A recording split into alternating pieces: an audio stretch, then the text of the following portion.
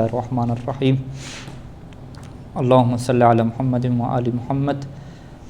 یہاں پہ جو متن ہے الثالث ظن و رآ، ٹھیک ہے، الثالث سے کیا مراد ہے کہ نواسخ کی یہ بحث چل رہی ہے، اور شرح میں مصنف بتاتے ہیں کہ الباب الثالث من النواسخ، کہ نواسخ میں سے جو تیسرا باب ہے کہ ما ینسب المبتدا والخبر معا، کہ جو مبتدا اور خبر دونوں کو ایک ساتھ نسب دیتا ہے، وہ کون سا باب ہے؟ افعال قلوب کا کیا باب ہے؟ دلوں کے افعال سے کیا مراد ہوتی ہے کہ جن کا جو تعلق ہوتا ہے وہ اعضاء و جوارح سے نہیں ہوتا، ٹھیک ہے، اس کا تعلق جو ہے وہ قلب سے ہوتا ہے، اور قلب عربی زبان میں عقل کے معنی میں، شعور کے معنی میں استعمال ہوتا ہے۔ اردو میں بھی یہی استعمال ہوتا ہے۔ اردو میں جو کہتے ہیں کہ دل اور کہتا ہے عقل اور کہتی ہے، تو ایک چیز نہیں ہے، ایک ہی چیز ہوتی ہے، ٹھیک ہے۔ دل کر رہا ہے یعنی میرے وہی سوچ ہے، فکر ہے، ٹھیک ہے، بس وہ بعض کا دل کو خواہش کے معنی میں استعمال کر دیتے ہیں، ٹھیک ہے، مختلف استعمالات ہیں۔ اچھا، افعال قلوب میں سے سب سے پہلا کیا ہے؟ ظن ہے۔ ظن یعنی میں نے ظن کیا، اس کا تعلق ظاہری بات ہے دل کے ساتھ ہے، یعنی عقل کے ساتھ ہے، شعور کے ساتھ ہے، باقی چیزوں سے نہیں ہے اس کا تعلق۔ قرآن مجید کی آیت کیا ہے کہ وَإِنِّي لَأَظُنُّكَ يَا فِرْعَوْنُ مَبْثُورًا،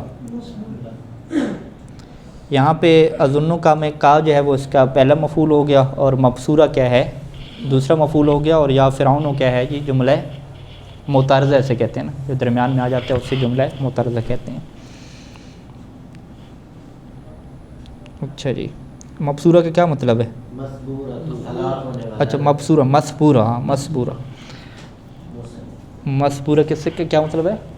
مسبورہ یعنی ہلاک ہونے والا، میرے گمان یہ ہے کہ تو ہلاک ہونے والا۔ اچھا، ہلاک ہونے والا، ہلاک ہونے والا، اچھا جی۔ دوسرا جو فعل ہے رعا ہے، ٹھیک ہے، رعا جو ہے یہ اعضاء و جوارح سے جب تعلق رکھتا ہے تو پھر وہ دیکھنے کے معنی میں ہوتا ہے، ٹھیک ہے جی۔ رائی تو میں نے دیکھا، تو پھر وہ افعال قلوب میں نہیں جاتا۔ رائی تو زیدن ہے، میں نے زید کو دیکھا، بس اس کے دو مفعول کدھر ہیں؟ ایک ہی ہے نا مفعول، رائی تو زیدن۔ لیکن جب یہ رائی تو استعمال ہوتا ہے افعال قلوب کے معنی میں، کہ جہاں پہ جو ہے وہ دل سے دیکھا جاتا ہے، اسے ہم کیا کہتے ہیں؟ سمجھنا کہتے ہیں۔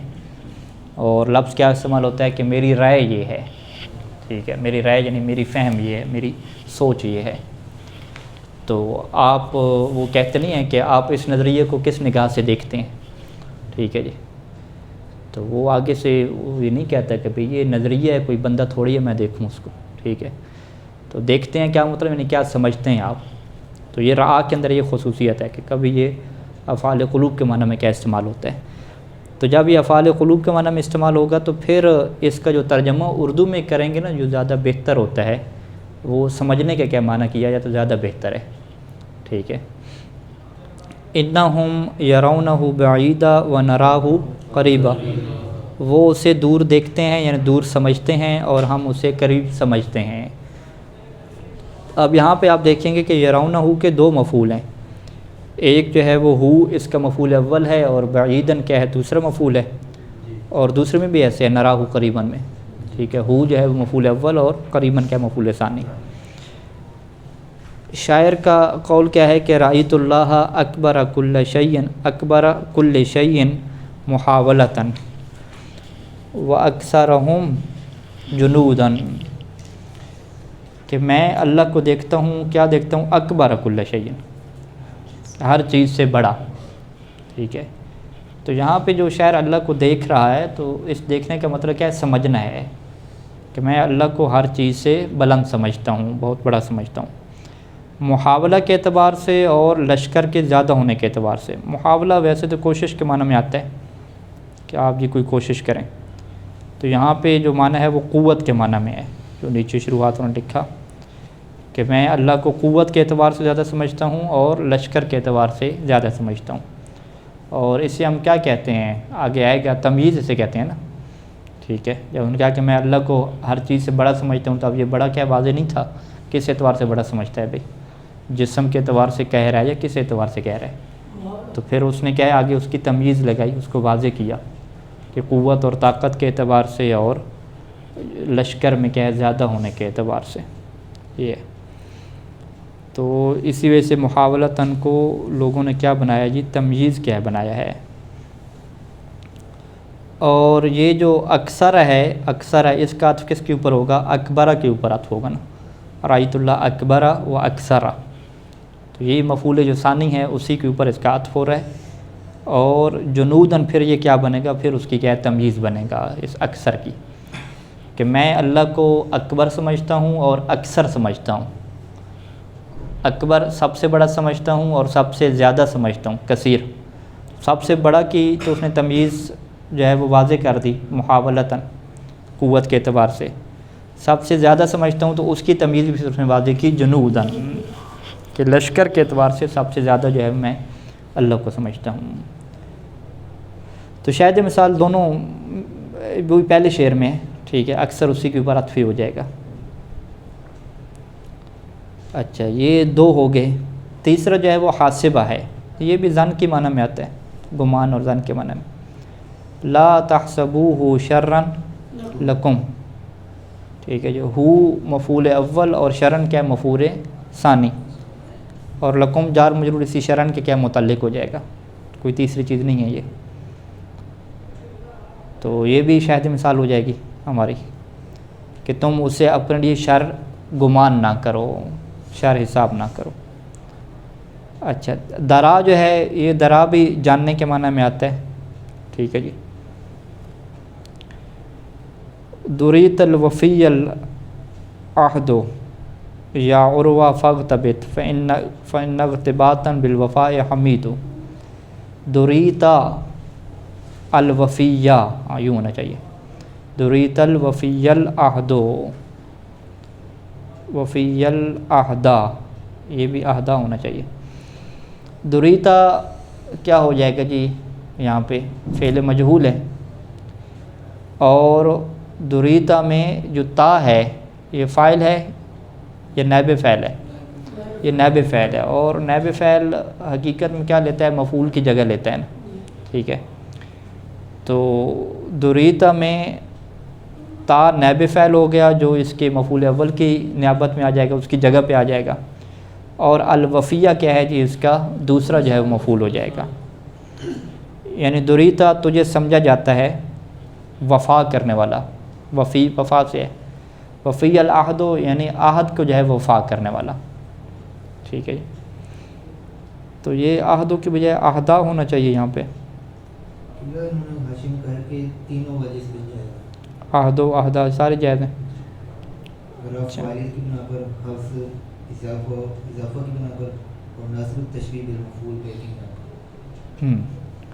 پھر نہیں اضافہ کریں تو عہدے ہونا چاہیے نا، وفی العہد، یعنی وفی کو آپ مضاف کریں عہد کی طرف تو وفی العہد ہوگا،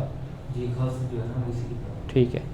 وفی العہد عہد کے بعد، اور وفی العہدہ میں یہ عہد کو وفی کا کیا بنائیں گے؟ وفی شریف کے وزن پہ ہے نا، ٹھیک ہے، شریف علیم.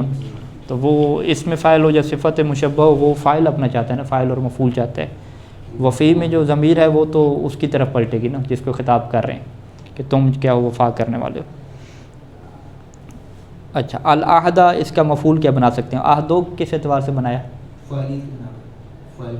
وفی العہد، عہد کو پورا کرنے والا. تو یہ فاعل کیسے بنے گا؟ وفی العہد، عہد تو فاعل اس کا نہیں بنتا، وہ بندہ بنے گا. یہ میرے پاس انہوں نے کیا کیا جی،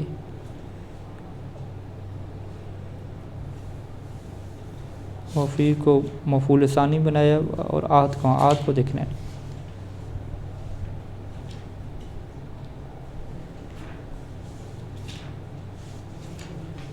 عہد کا نہیں لکھا نا. اچھا بہرحال شاید مثال وہی ہے کہ دریت الوفیہ، دریت الوفیہ میں تا جو ہے وہ نائب فعل ہے اور مفعول اول، اور الوفیہ جو کیا نام ہے، الوفیہ جو ہے یہ مفعول ثانی ہو جائے گا. باقی العہدہ پڑھیں تو وہ واضح ہے، الوفی العہدہ، یہ وفی کی کیا مفعول باقی ہو رہے ہیں. یا عروہ، عروہ اس کا نام ہے، کیا ہے عروہ، تمہیں جو ہے وہ وفی العہد سمجھا جاتا ہے، عہد کو پورا سمجھنا کرنے والا سمجھا جاتا ہے. تو فاغتبت، تم کیا کرو؟ فخر کرو، رش کرو، غبطہ سے کہتے ہیں نا. فإن اغتباطا بالوفاء حمید، کیونکہ وفا کے اوپر رش کرنا یہ کیا ہے؟ حمید ہے، اچھی چیز ہے، اس کی حمد ہوتی ہے۔ اچھا کتنے ہو گئے جی؟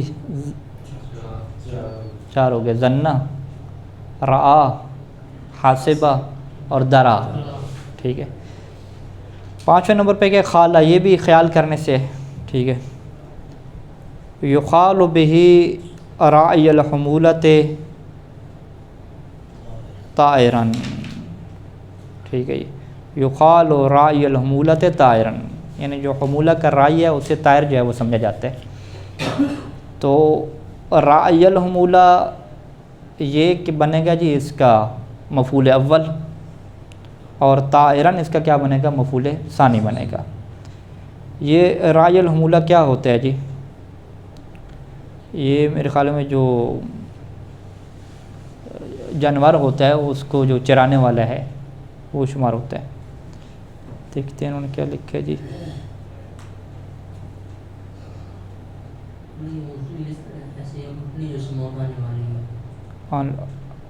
رکائب، سواریاں جو ہیں، سواریوں کو جو ہے وہ آگے لے کر جانے والا، ٹھیک ہے۔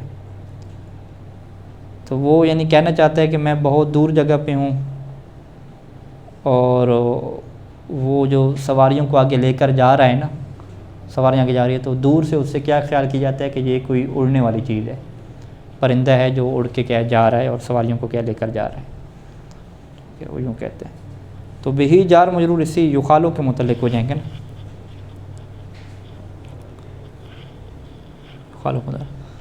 تو راعی الحمولہ مفعول اول اور طائرن کیا ہو جائے گا؟ مفعول ثانی ہو جائے گا۔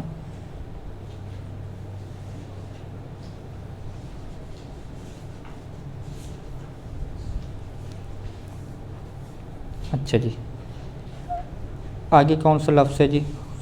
زعم، ہاں یہ یہاں پہ آیا۔ چھٹا جو ہے وہ زعم ہو گیا۔ زعم یہ بھی زعم کرنا، سمجھنا، ٹھیک ہے، حقیقت میں ہوتی نہیں ہے، وہ یعنی غلط سمجھا جاتے ہیں۔ زعمتنی شیخا ولست بشیخ انما شیخ من یدب دبیبا۔ زعمتنی شیخا، مفعول اول کہاں پہ ہے جی؟ یا جو ہے نا یہ نون وقایہ کے بعد ہے، اور شیخن کیا مفعول ثانی ہے۔ اس نے مجھے شیخ یعنی بوڑھا سمجھا، میں بوڑھا نہیں ہوں۔ بوڑھا وہ ہوتا ہے کہ میں یدب دبیباً، کہ جو دبیب کی طرح چلتا ہے۔ دبیب کسے کہتے ہیں؟ یعنی ایسا چلنا، دبیب، ہاں دب ریچھ کو کہتے ہیں نا۔ تو ریچھ کے چھوٹے چھوٹے پاؤں ہوتے ہیں نا، تھوڑے چھوٹے چھوٹے پاؤں اٹھاتا ہے وہ، ٹھیک ہے۔ تو جب چھوٹے پاؤں اٹھا رہا ہے تو وہ پھر ایسا چلتا ہے۔ تو اس نے شیخ کی یہ تعریف کی کہ میں تو جو ہے وہ بوڑھا ہو گیا ہوں، لیکن پھر بھی کیا ہے میں تیز بھاگتا ہوں، تیز چلتا ہوں، تو لہذا جو ہے مجھے بوڑھا نہ سمجھا جائے۔ اچھا، 7واں جو ہے واجدہ کا لفظ ہے۔ واجدہ بھی وہی راہ کی طرح، یعنی جیسے وہ افعال قلوب سے ہٹ کے استعمال ہوتا ہے، تو واجدہ بھی اگر اس معنی میں ہو کہ کسی چیز کو پا لینا، یعنی ڈھونڈ کے تلاش کر لینا، اس کو پکڑ لینا، ٹھیک ہے جی۔ وجد تو زیدن، میں نے زید کو پا لیا، یعنی گیا اور اسے میں نے دیکھ لیا سامنے، ٹھیک ہے۔ تو پھر یہ افعال قلوب میں نہیں ہوگا، اس کا پھر ایک ہی مفعول ہوگا۔ تو واجد افعال قلوب میں کیا ہوگا؟ یعنی وہ اس چیز کو پاتا ہے، یعنی سمجھتا ہے، اس کے ہاں سوچ اس طرح کی ہے کہ وہ اس طرح اپنے ذہن میں اس کو اس کیٹیگری میں دیکھتا ہے، اس کیٹیگری میں پاتا ہے، یوں ہو جائے گا۔ تجدوہ عند اللہ ہوا خیرا واعظم اجرا، کہ تم اسے اللہ کے ہاں پاؤ گے، ٹھیک ہے جی۔ تو یہاں پہ تجدوہ میں ہو مفعول اول اور عند اللہ کیا ہو گیا؟ مفعول ثانی ہو گیا۔ تو اب تم اسے اللہ کے ہاں پاتے ہو، سمجھتے ہو، ٹھیک ہے۔ کیا سمجھتے ہو؟ کہ وہ خیر اور اعظم و اجرن ہے، کہ وہ چیز زیادہ اچھی ہے اور اجر کے اعتبار سے کیا بڑی ہے۔ اب وہ جو ہے نا، وہ جو بندے اس عمل کو دیکھ رہے ہیں یا وہ جو کام ہے اس کو اللہ کے ہاں بڑا عظیم اجر والا دیکھ رہے ہیں، پا رہے ہیں، تو وہ کس اعتبار سے؟ ان کے عقیدے کے اعتبار سے، ان کی سوچ کے اعتبار سے، کہ ان کا یہ خیال ہے، ان کی یہ سوچ ہے کہ وہ چیز اللہ کے ہاں کیا سب سے بہتر ہے اور بڑا کیا اجر رکھنے والی ہے۔ ایسا نہیں ہے کہ اللہ کے پاس کوئی چیز پڑی ہوئی ہو، پھر یعنی اللہ کا جسم مانیں اور اس کے پاس کوئی چیز مانیں اور اس کو دیکھ لیں، اس معنی میں کیا نہیں آئے گا، یہ افعال قلوب میں جائے گا۔ اچھا، افعال قلوب میں سے 8واں یہ بنے گا نا، عالمہ بنے گا۔ عالمہ بھی کیا افعال قلوب میں آ جائے گا کہ قول تعالی فإن علمتموہن مؤمنات، ٹھیک ہے، اگر تم انہیں مومن جانتے ہو، مومن سمجھتے ہو، مومنات، ہاں بلکہ اگر تم انہیں مومنات سمجھتے ہو، خواتین کے بارے میں، تو ہن مفعول اول ہو جائے گا اور مؤمنات مفعول ثانی ہو جائے گا۔ تو یہ ٹوٹل کیا ہو گیا ہمارے پاس 8 ہو گئے۔ اب ان کے عمل میں ہم نے کیا دیکھا کہ ان کے 2 مفعول ہوتے ہیں، دونوں کو یہ نصب دیتے ہیں۔ یہاں پہ ایک بحث آتی ہے الغاء اور تعلیق کی، اور وہ اچھی دقیق کیا بحث سمجھی جاتی ہے، انشاءاللہ اگلے درس میں کیا اس کو واضح کریں گے۔ وصلی اللہ علی محمد و آلہ اجمعین۔